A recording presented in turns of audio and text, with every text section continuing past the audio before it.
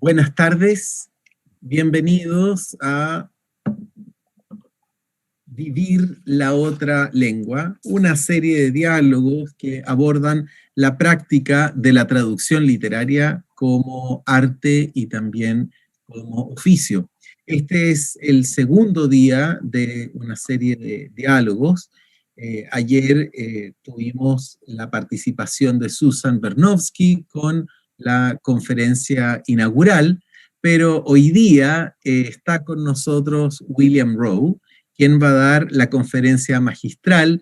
William es académico, él es poeta y también es traductor. Y es un traductor que está muy cerca de nuestro corazón porque ha seguido muy de cerca la evolución de diferentes poetas del ámbito latinoamericano. Hoy día se va a referir a César Vallejo y también a Raúl Zurita. La responsabilidad de presentar a Will recae sobre el profesor de la Escuela de Literatura Creativa, Kurt Folch, quien también es poeta y también es traductor. Dejo con ustedes entonces a Kurt Folch. Gracias, Rodrigo. Y bueno, buenas tardes ya a Rodrigo y buenas tardes, noches a William. Un gusto tenerlo con nosotros a la distancia, que nos acompañe, que pueda compartir con nosotros. Voy a tratar de ser muy breve, pero creo que vale la pena mencionar algunas cosas del currículum, digamos, ¿no? De la experiencia de William Rowe como poeta y como académico. William Rowe estudió en Cambridge y ha sido profesor de poética en Birkbeck, University of London. Fue cofundador y director del Poetics Research Center. También se ha desempeñado como profesor en el King's College de Londres, en la Universidad de Liverpool, Stanford, así como en Perú, México y España. Rowe ha realizado trabajos sobre antropología y estudios culturales, explorando distintos aspectos de la poesía decimonónica, interpretada en un amplio sentido e incluyendo sus formas culturales y en relación específica con las vanguardias. Rowe está especialmente interesado en el estudio de la poesía moderna, tanto de América Latina como de los Estados Unidos. Ha publicado bastante, ¿no? Pero entre algunos de los títulos y artículos que vale la pena mencionar sobre literatura y cultura latinoamericana está Memory and Modernity, Popular Culture in Latin America, publicado por Verso en 1991, Poets of Contemporary Latin America, History and the Inner Life, publicado por Oxford University Press el año 2000, también tiene sobre poetas y poética contemporánea el Salt Companion to Bill Griffith, el año 2007 por Salt, Poets of Contemporary Latin America, History and the Inner Life, 2002, Three Lyric Poets sobre los poetas británicos Lee Harwood, Mike Torrance y Barry McSweeney, el año 2009, y tiene un bellísimo ensayo que se llama Una poética radical, ensayo de hermenéutica cultural, publicado en 1996 y reeditado en 2014 por Fondo de Cultura Económica. Ese libro es una joyita, una verdadera joyita, todavía se puede encontrar en Fondo de Cultura. También ha publicado traducciones de variados poetas latinoamericanos, entre ellos Rodolfo Nostroza, Juan Ortiz, Hugo Bola, Magdalena Chocano, Néstor Perlonguer, Mario Montalbetti, Antonio Cisneros y por supuesto César Vallejo, y su ya bastante prestigiosa traducción de INRI de Raúl Zurita, que fue republicada nuevamente por la New York Review of Books el año 2018. Por lo que naturalmente entre sus intereses de investigación incluye la aplicación, práctica y teoría de la traducción literaria. Como poeta, su trabajo ha circulado en pequeñas ediciones independientes para que finalmente Crater el año 2016 publicara sus Collected Poems. Su aproximación hacia la literatura y la poesía, como se ve por la información que tenemos, es amplia y policromática, políticamente comprometida. Quizás las palabras con que él mismo se refiere a Barry McSweeney calcen perfectamente para referirse a su poesía. Dice Rowe sobre McSweeney, y creo que calza con su trabajo: una poesía escrita contra la amnesia social, el giro y la mentira institucionalizada que se ha instaurado en nombre de la modernización, especialmente contra el lenguaje que anestesia y hace del sometimiento algo más fácil de lograr. Julio Ortega, en el prólogo a una poética radical, dice: William Rowe es parte de esa nueva comunidad crítica que ha ido desenvolviéndose, devolviéndonos la palabra desde los viejos centros de la cultura moderna. Para suerte del diálogo, estos críticos han dejado los miradores tradicionales y recónditos y se han adentrado en la tierra movediza de los procesos latinoamericanos de este fin de siglo. Ahora que está en crisis el gratificante paradigma de lectura con que desde los años 70 habíamos creído posible un relato articulado y nuestro, esos interlocutores acuciosos pueden ayudarnos con esta nueva fase de pensar América Latina como una hipótesis manejable para una lectura antitraumática y creativa, que sea capaz de forjar los anudamientos de una red productiva. Entre ellos, dice Ortega, Rowe es un compañero de viaje privilegiado. Creo que lo que menciona Ortega es clave para entender la importancia, o para tener una idea de la importancia que tiene William Rowe para nosotros. Sé que William es extremadamente modesto y tímido, pero debo decirlo, y algunos de los alumnos de nuestra escuela lo saben. Cuando yo estaba en pregrado, para nosotros la poesía en inglés, y sobre todo la poesía inglesa, era algo así como, bueno, había ganado el premio Nobel Seamus Heaney, estaba Seamus Heaney, Ted Hughes, Philip Larkin, por ahí aparecía algún librito de Peter Porter, gente de ese estilo, y era más o menos lo que, bueno, Oden, por supuesto, etcétera. Y de pronto conocimos a William Rowe y nos dimos cuenta, digamos, que existía otra cara de la poesía inglesa, pero no solo de la poesía inglesa, también de la poesía latinoamericana, también de la poesía norteamericana, otras formas de aproximarse a la poesía, otra forma de entender el lenguaje, de jugar con el lenguaje, y otra conciencia, ¿no?, a través de la poesía, de esta búsqueda por saber algo, por entender algo del mundo.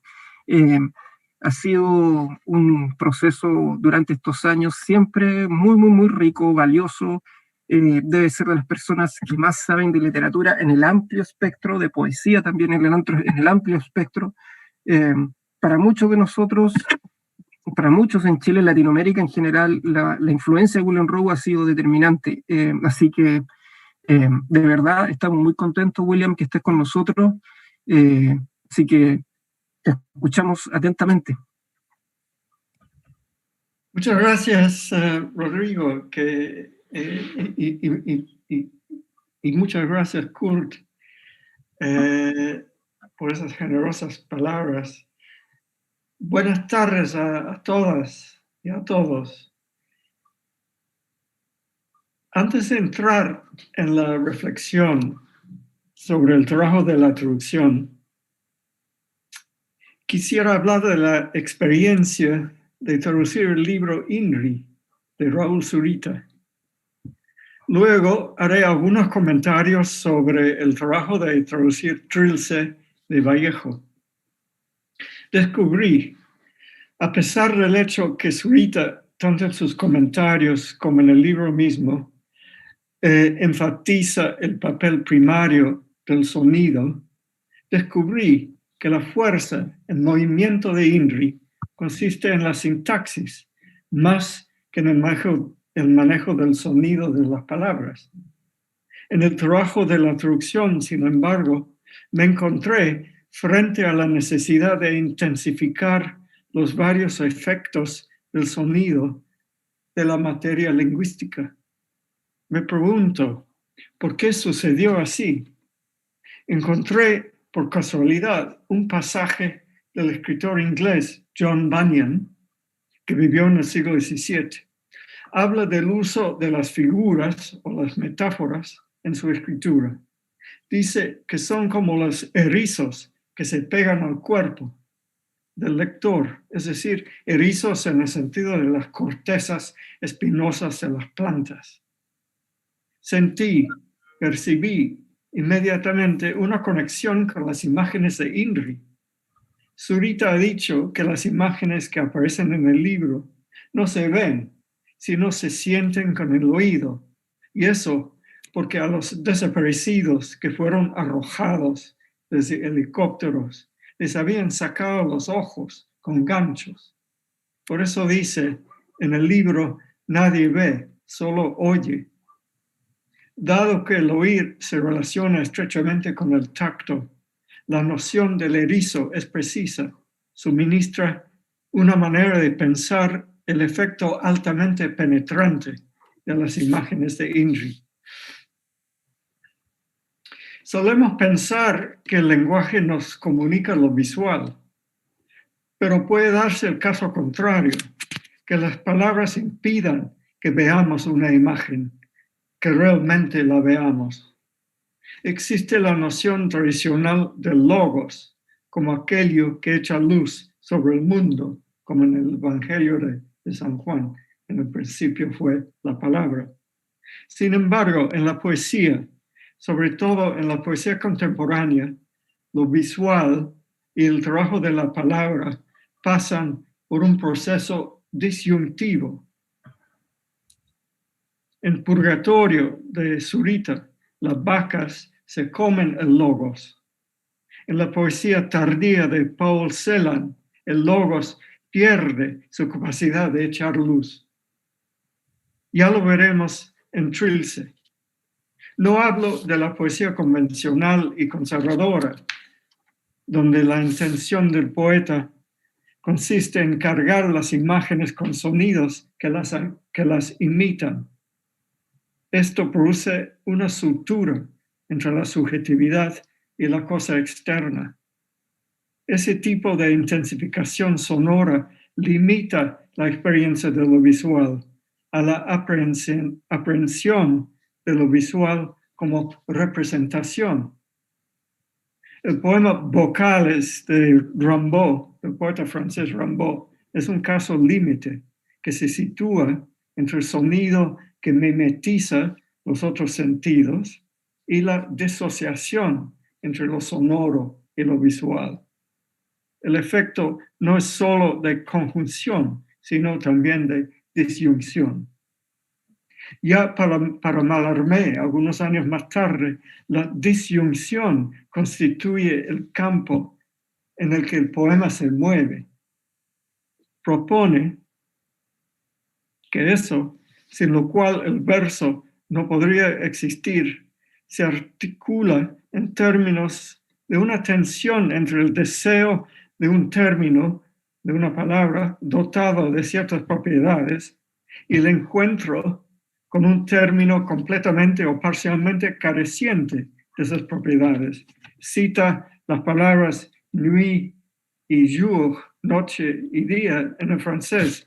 Nuit, dice, tiene el timbre de la claridad, lo iluminado, el día. Y jour, es decir, la palabra que dice día, tiene el timbre de la oscuridad, lo tenebroso. Es decir, el deseo del poeta es de encontrar una palabra cuyo timbre engloba el timbre de la cosa. Y el hecho es que esa palabra no existe. La tensión que se produce constituye para Mallarmé el campo de la poesía.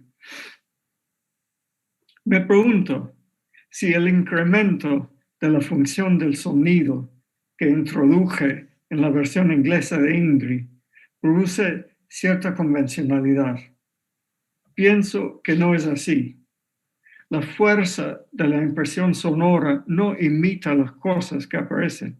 Al contrario, contrasta con la extrañeza de aquello que sucede en el campo de la apariencia. Este hecho puede ponerse en evidencia si cito los primeros versos de INRI.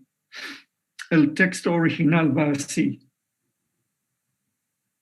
Sorprendentes carnadas llueven del cielo, sorprendentes carnadas sobre el mar, abajo el océano, arriba las inusitadas nubes de un día claro, sorprendentes carnadas llueven sobre el mar. Y ahora la traducción inglesa mía. Strange baits rain from the sky. Surprising bait falls upon the sea. Down below, the ocean. Up above, unusual clouds on a clear day. Surprising baits rain on the sea. La triple repetición del mismo sonido, strange, baits, rain, no se encuentra en el texto original. La versión de Anna Dini reduce la extrañeza de lo visto. Strange flesh rains from the sky, strange flesh over the sea, below the ocean, above the unusual clouds on a cloudless day, strange flesh rains over the sea. La frase strange flesh rains representa algo, concuerda con el orden normativo, regulado, digamos, de lo visual. Sorprendentes carnadas llueven no va por ese camino.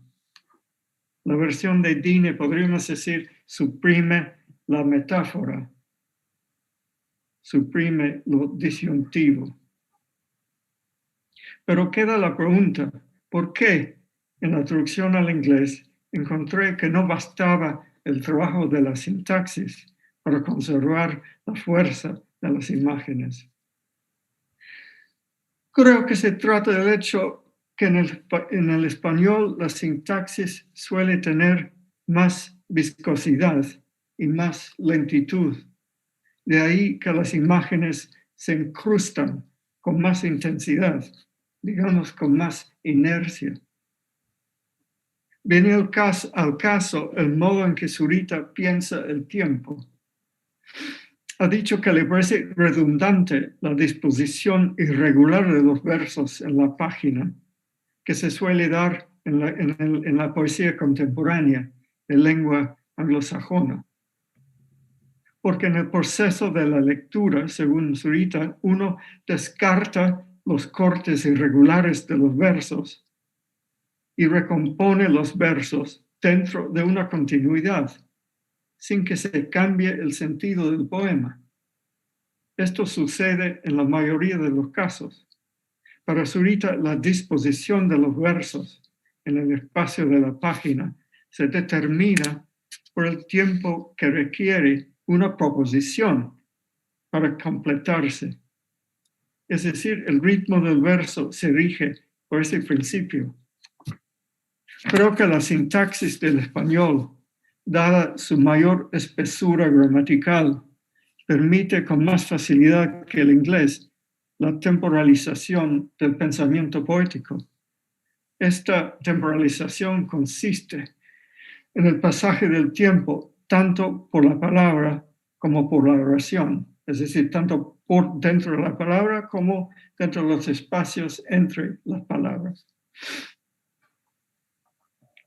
Las reflexiones de Walter Benjamin en torno a la traducción incluyen una afirmación bastante singular en cuanto al grado en que difiere de las concepciones normativas. Sostiene que la traducción constituye de por sí una forma. Rechaza la noción de que el acto de traducir se desplaza entre los polos de la libertad y la fidelidad. Dice, cito, la relación entre el contenido y el lenguaje es completamente diferente en el texto original y en la traducción. Fin de cita. Cualquiera que fuese la actitud teórica del traductor, la norma, creo, reside en aquel pensamiento práctico e implícito que considera que su trabajo se lleva a cabo dentro de una relación de supeditación al texto original y que ese trabajo debe reproducir aquello que el original comunica.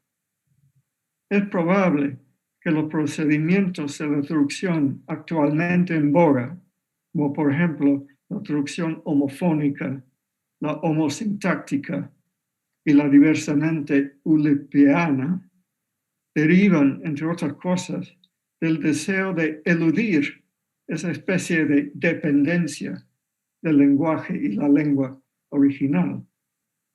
Sin embargo, pienso yo, la libertad de la que gozan estas opciones conlleva una excesiva confianza en las capacidades expresivas de la lengua receptora. El principio clave del argumento de Benjamin es el siguiente, cito: la tarea del traductor consiste en encontrar la intención específica hacia la lengua receptora que produce en esa lengua el eco del texto original.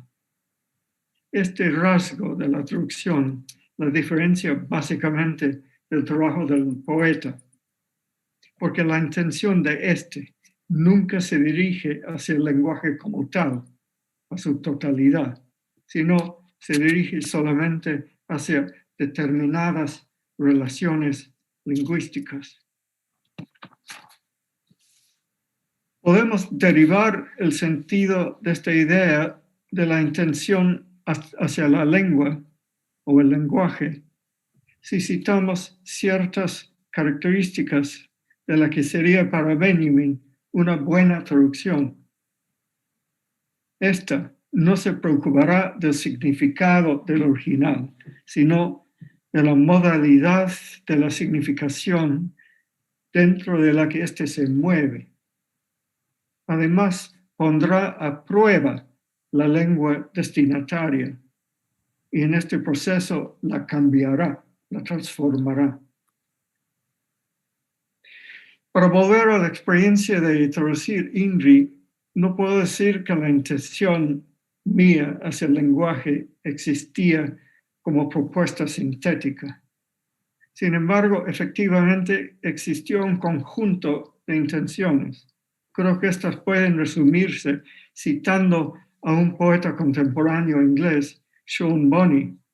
Escribe Bonney en su tercera carta en torno a la armonía, la situación actual de la lengua, cito: la gramática y la sintaxis ya no se pueden controlar.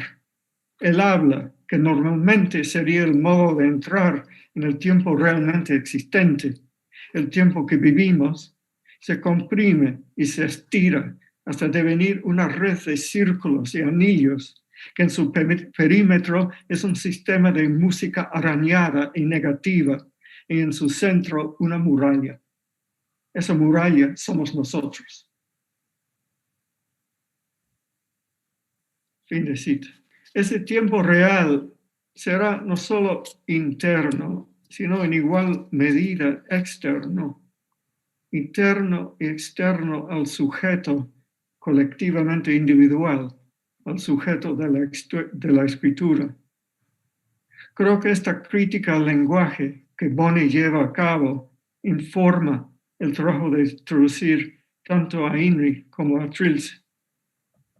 Se manifiesta, por ejemplo, en cierta divergencia para con el uso normal de las palabras y con la sintaxis normativa del inglés, con la cual quise producir una extrañeza, cierta descolocación de los términos. Estos desplazamientos se nutren del habla de la calle, aunque no la imitan. Pero esto lo hago con otro espíritu del que moldea la conocida traducción de Clayton Eshelman.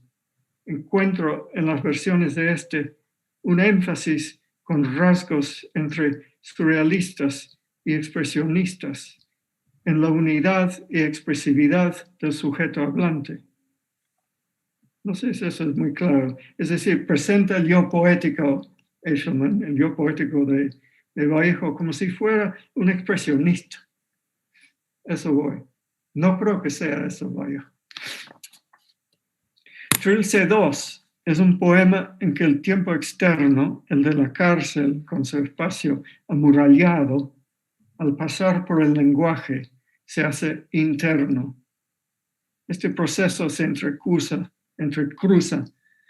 con otro movimiento que divide el poema en dos partes diferentes.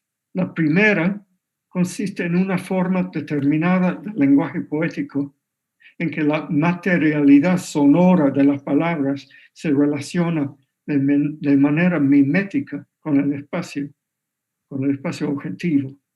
Y en ese proceso deviene en vehículo de la subjetividad, lo interno. Cito: mediodía estancado entre relentes, bomba aburrida del cuartel achica, tiempo, tiempo, tiempo, tiempo.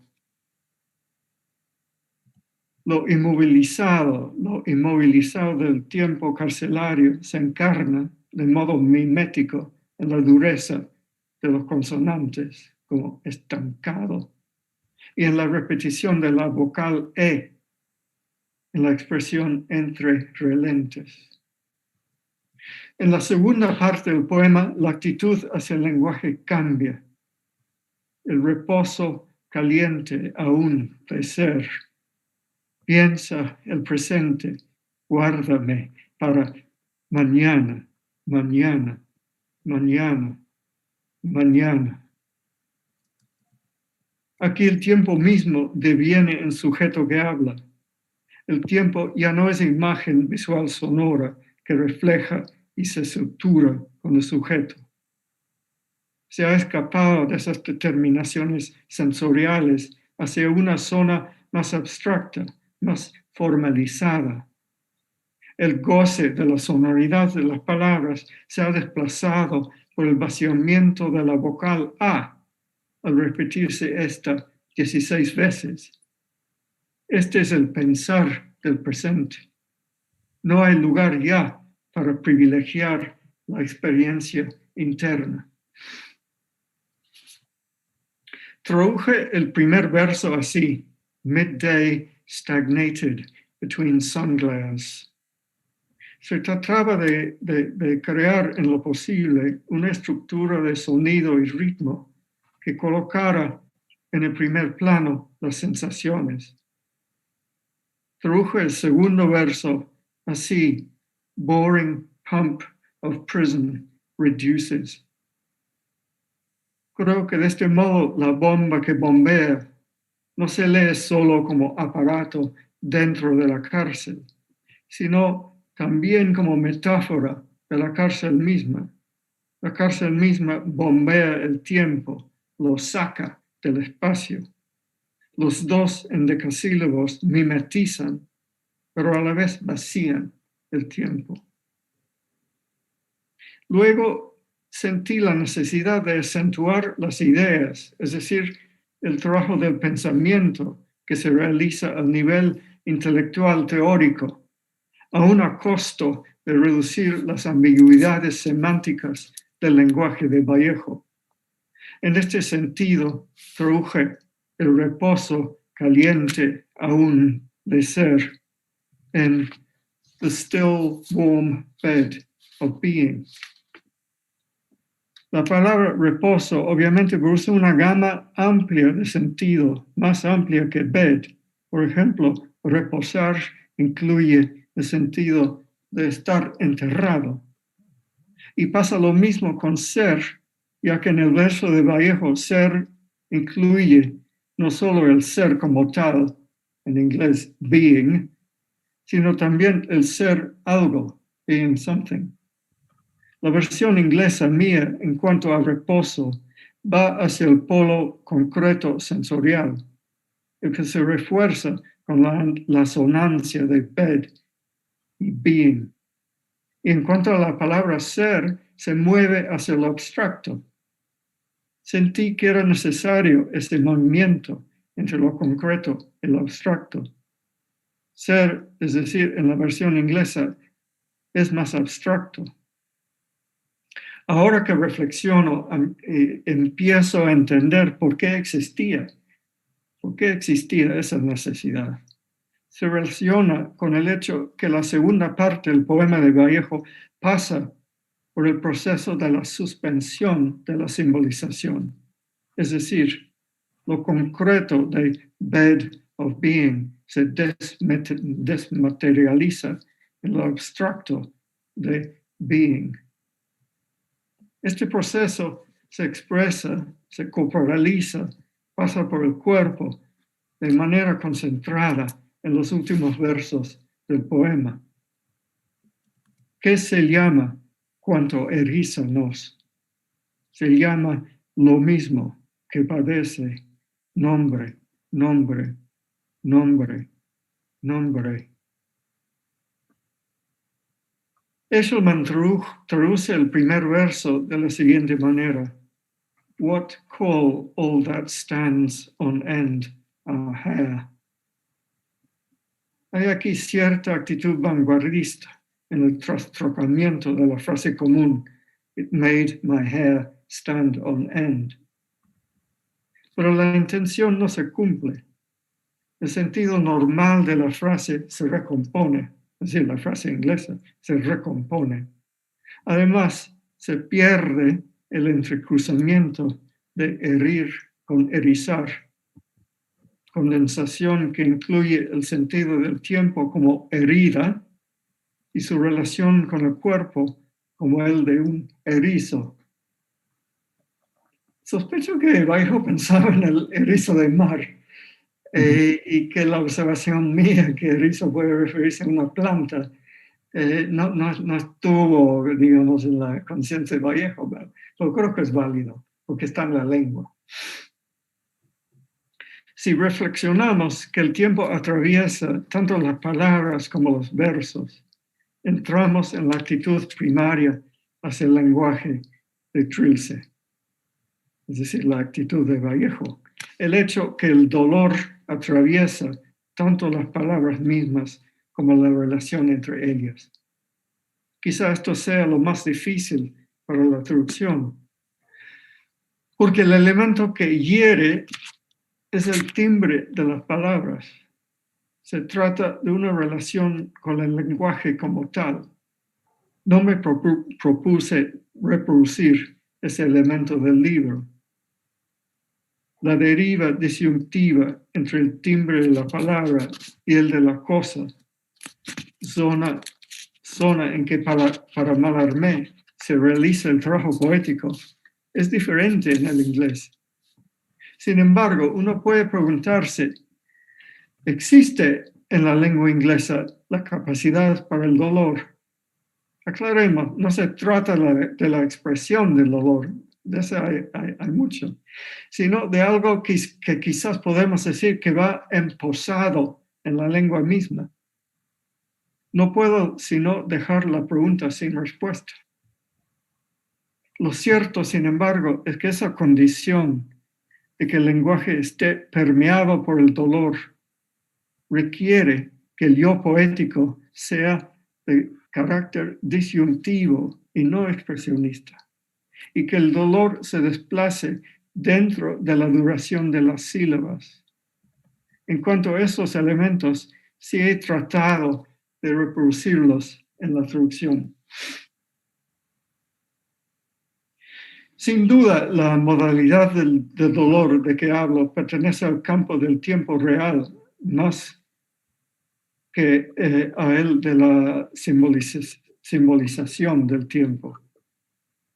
Para Benjamin, convertir la simbolización en lo simbolizado de por sí, estoy citando, recuperar desde el flujo lingüístico el lenguaje puro y plenamente formado, es la única y tremenda capacidad de la traducción. Fin de cita.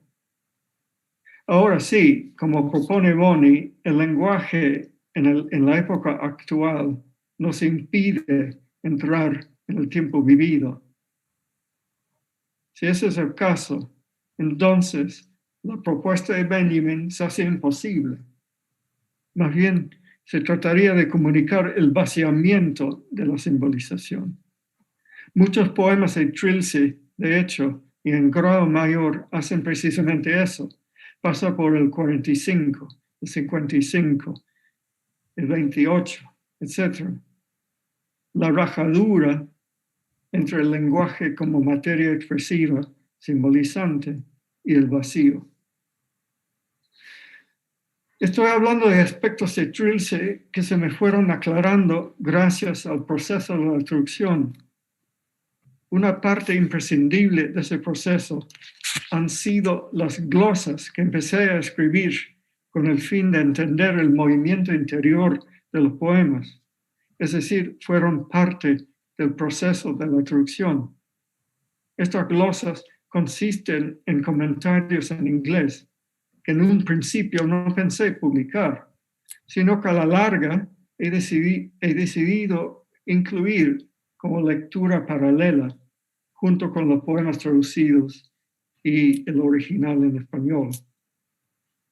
En una primera fase, las glosas se dirigían hacia las ideas del pensamiento filosófico, en parte porque me parecía que los críticos y los traductores manifestaban cierta ceguera para con ese aspecto.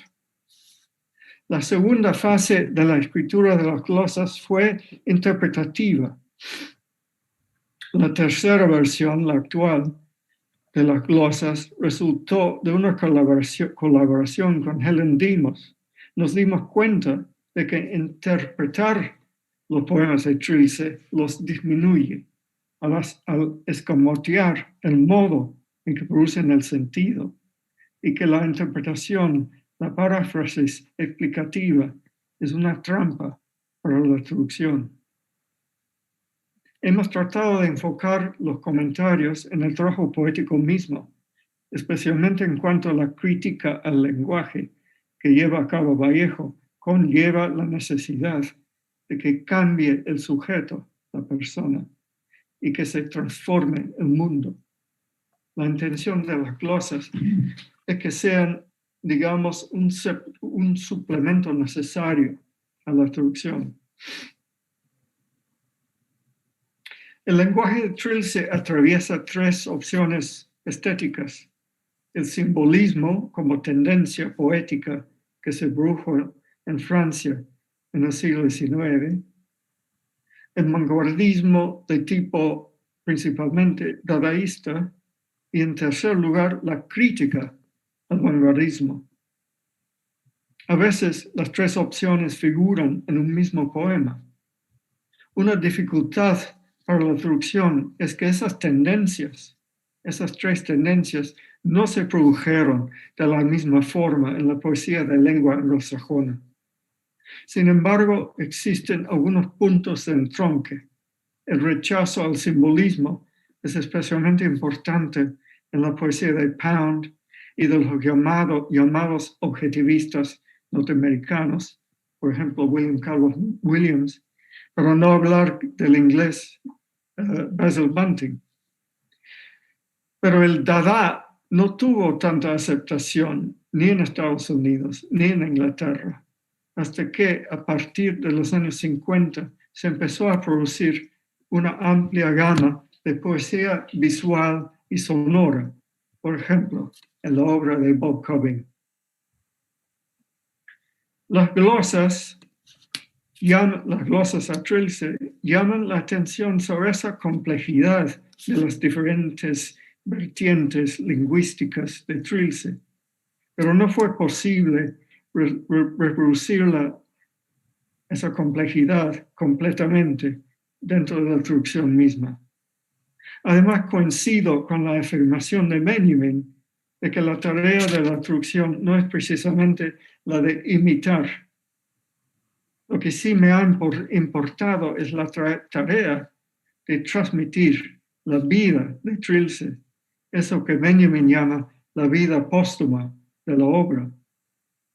Puse atención en cuanto me fue posible en el transcurrir del tiempo dentro de los versos, es decir, en el tiempo granular, digamos, que recorre la materialidad del lenguaje, que viene a ser el tiempo no simbolizado que atraviesa los bordes de la expresión lingüística. Si se puede decir que la traducción que he hecho tiene alguna intención hacia el lenguaje Eso consistiría en la atención hacia la fuerza de lo no simbolizado que existe a los bordes de la expresión. En ese aspecto, hay cierta semejanza entre el trabajo de traducir a Vallejo y el de traducir a Zurita. No puedo afirmar que he cambiado la lengua inglesa. Eso corresponde a las grandes traducciones epocales como las de Ezra Pound. Pero aprendiendo del trabajo de poetas como Boni y dentro de mis posibilidades, he tratado de trasladar la vida de Inri y de Trilce al tiempo presente. Ahí acabo. Muchas gracias. Muchas gracias. Muchas gracias, Will. La verdad es que siempre las lecturas de la poesía latinoamericana aportan una nueva visión. Leer a Zurita y a Vallejo a través de tu lectura es entrar de nuevo a su obra. Así que te lo agradecemos mucho. Entonces es que el profesor Kurt Folch tendrá alguna pregunta para William. Bueno, las preguntas yo creo que son muchas, pero también se anulan inmediatamente, ¿no? Como todo proceso de traducción, como ha expresado el propio Will, es un proceso de ir descubriendo lo que va ocurriendo. Uno tiene una idea de lo que sucede en un libro antes, cuando le gusta, y después de ir traduciéndolo empieza a descubrir varias cosas. Me encantaría tener acceso a esas glosas que menciona William, que trabajó con Helen para Trilce, un libro que a mí me encanta, pero un libro extremadamente complejo. He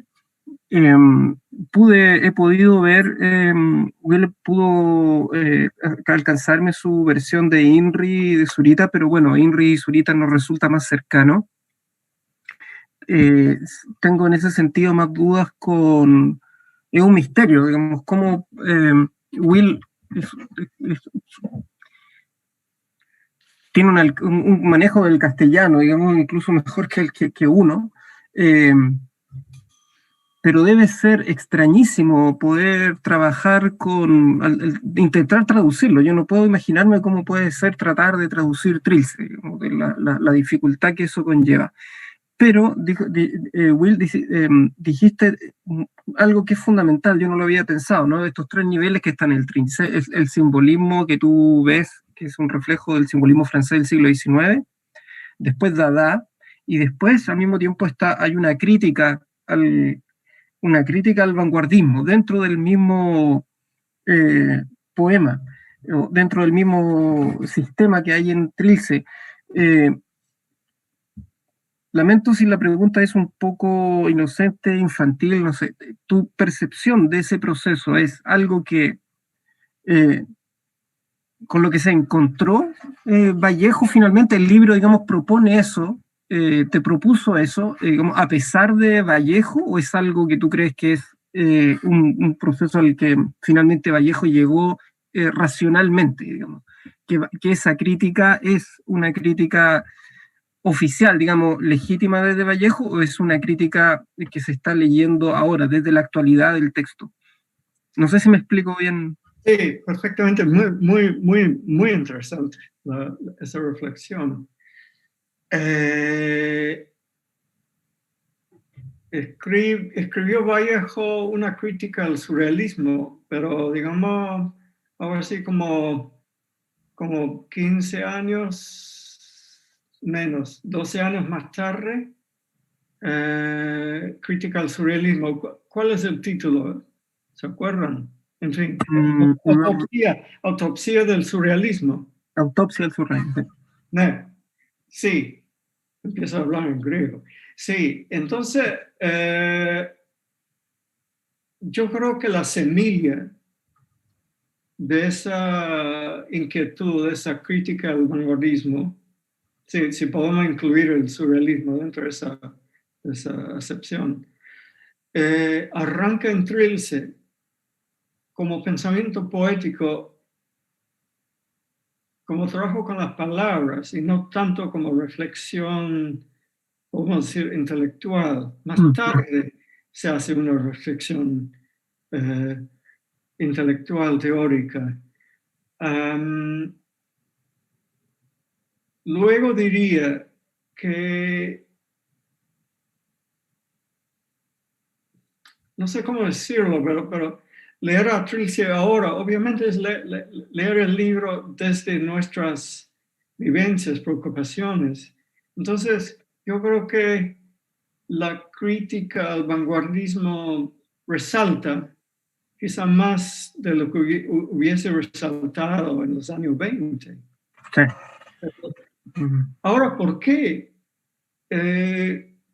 Yo creo que la noción de que las operaciones, sobre todo dadaístas, puedan cambiar el mundo. Ahora para nosotros no es tan difícil entrar en esa especulación. Creo que en los años 20 hubiese sido mucho más difícil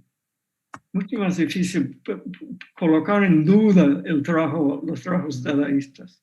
Muchísimo más difícil. Que lo mismo un poco con el surrealismo, un poco más complicado y etcétera, ¿no? Pero ahora, el por qué para nosotros eso sucede, ya, esa es otra conversación, pero digamos, creo que sucede así, ¿no? Sí, de todas maneras, claro, está la grieta del tiempo que ha pasado, sin duda leerlo ahora, o sea, es un libro que se transforma con cada lectura, así yo de verdad encuentro que es un trabajo titánico, digamos, de traducir Trilce, en el fondo me encantaría saber qué te han dicho los quienes han leído la versión en inglés, porque también hay una cuestión creativa ahí.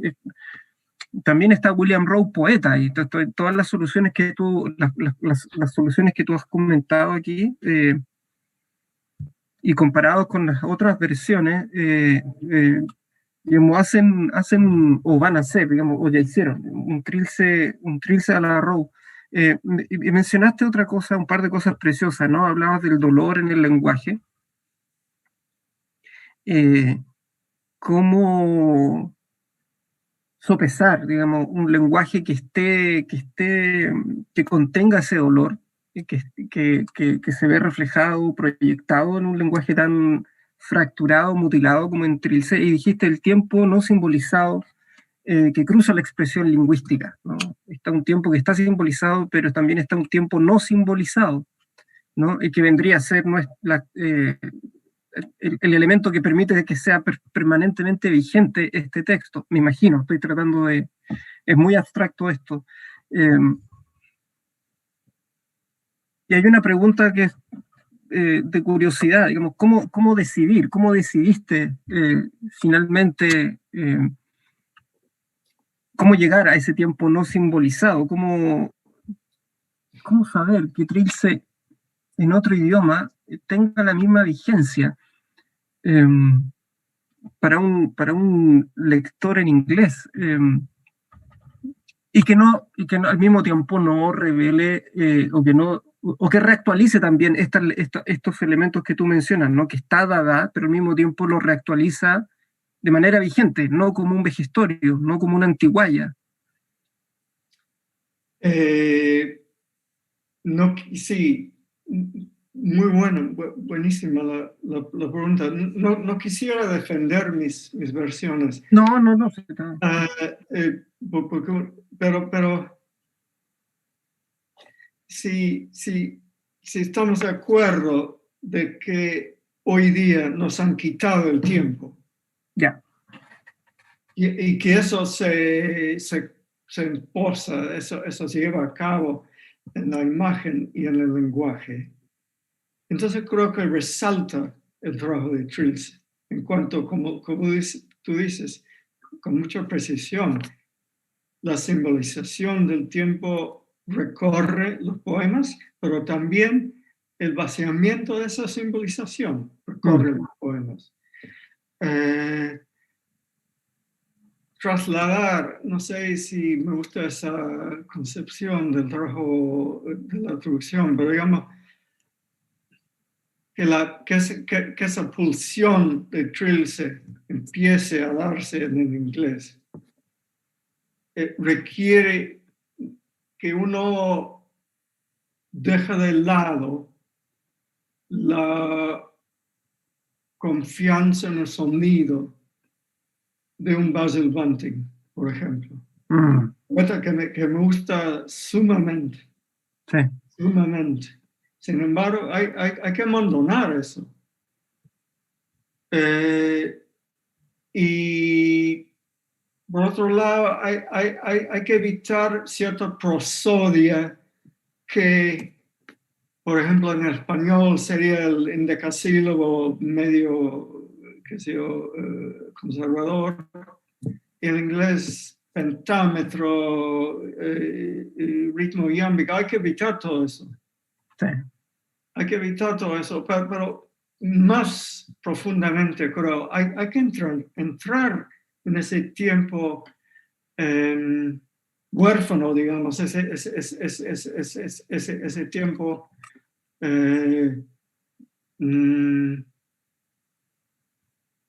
doloroso, horroroso, que vivimos para entrar en Trilce. Creo, bien, pienso. Creo súper bien. Lo que acabas de decir me reactualizó la idea que tenía, ¿no? Claro, ya que nos han quitado el tiempo, sobre todo ahora, ¿no? En el momento en el que estamos. Sí, sobre todo ahora. Sí, increíble. Sí, increíble. Los gobiernos realmente ¿cómo se llama? Han puesto en escena la poética de la destemporalización capitalista, digamos. Sí. Qué tremendo, sí. Y haciendo un salto a algo que mencionaste al comienzo de la charla, que me pareció bien interesante, porque repasas brevemente algunas de las posibilidades de traducción, que son hacer no recuerdo cómo era, la cuestión puramente fonética, había tres formas, podríamos poner entre comillas, creativas de traducir, pero tú desconfiabas de eso porque decías, desconfío de las posibilidades de la lengua que recepciona. No sé si pudieras un poquito más sobre eso. Sí, por ejemplo, no digo que pase en todos los casos, pero por ejemplo la traducción homofónica. Muchas veces es aburrida porque no relaciona, digamos, el sistema fónico de la lengua receptora con, digamos, con la, ¿cómo se puede decir? Con el tono, la textura de la vida, ni con la reflexión, digamos, poética en torno al sonido, como la reflexión de Mallarmé, etc. La gran excepción es la traducción que hace Zhukovsky de Catulo. Estaba pensando en eso. ¿Qué te parecía eso? Es magnífica. Está llena de reflexiones poéticas, filosóficas, qué sé yo, de genio, está lleno de genio. Un ejemplo. Otro ejemplo, el loulipesco. Un procedimiento para cada sustantivo, abrir el diccionario, que recorrer 7 sustantivos más abajo y sustituir el séptimo. Eso se llama S+7, que a veces sacude un poco, pero esos sacudimientos creo que reposan en la confianza en la lengua receptora, de que va a pasar algo. Es un poco intuición mía, no sé cómo elaborarla más escuetamente, más teóricamente, pero creo que hay como una pasividad para con la lengua receptora, la lengua destinataria en cuanto a esos procedimientos, con grandes excepciones, sí. Sí. Claro, intuición, esa es la clave. Pero pensando en el caso de Zukovsky, creo que deben haber algunos estudiantes escuchando aquí, pero puede que no lo tengan registrado, ¿no? Zukovsky y su esposa Celia Zukovsky hicieron versiones de los poemas de Catulo, y son unos poemas, no sé cómo definirlos, fonéticos, podríamos decir. Pero en ese caso, por ejemplo, tú ves a Catulo como un pie forzado, digamos, o a Catulo lo ves presente, digamos. ¿De qué manera ahí se está reactualizando lo que Catulo es? Forzado, dijiste. Pie forzado, Sí. sí. Em, Para hacer ese ejercicio, digamos. Llevar hacia un texto la fuerza no creo que esté mal. Que se retuerce el poema no esté mal. No. Lo que sí diría es que ¿cómo se llama? En inglés, restraint, la regla que impone Zukovsky con su esposa, produce en el inglés, digamos, una desnaturalización de la lengua que permite, yo creo, que lo singular de Catulo pueda, por una especie de osmosis, pueda entrar, o sea, el Catulo de ellos es singular. Sí. Y no es un clásico. Lo ¿cómo se llama? Lo sacan de los clásicos. Sacan del clasicismo, claro. Lo rescatan, lo salvan, ¿no? Lo rescatan. Sí. Súper, no. Bueno, William y Kurt, me parece fascinante esta explicación.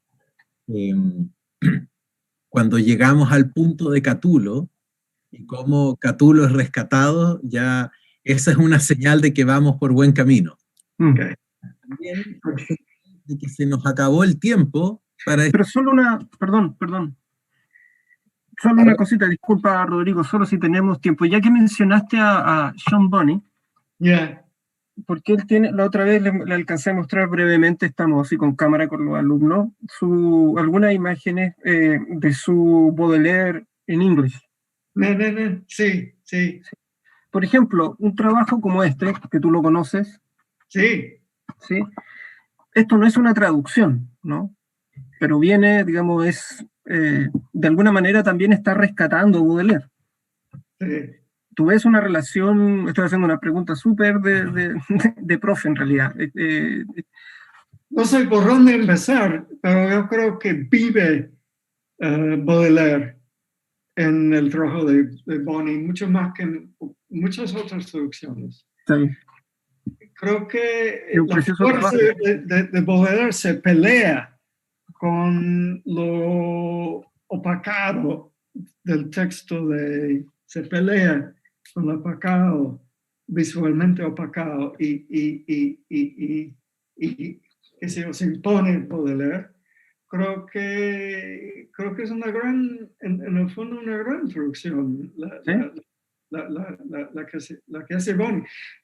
Creo que sin Bob Cobbin eso no existiera. Ah, claro.